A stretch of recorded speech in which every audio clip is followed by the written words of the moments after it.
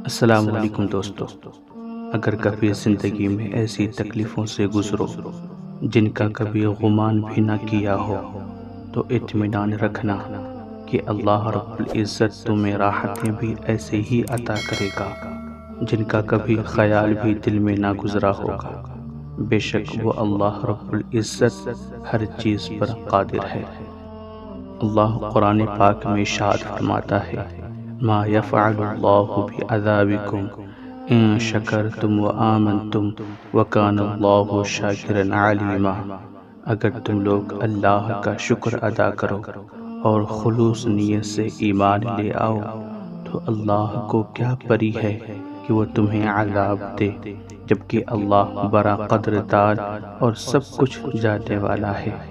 اللہ تبارک و تعالی ہر انسان کو اپنے گناہوں سے توبہ کرنے کی توفیق عطا فرمائے، آمین۔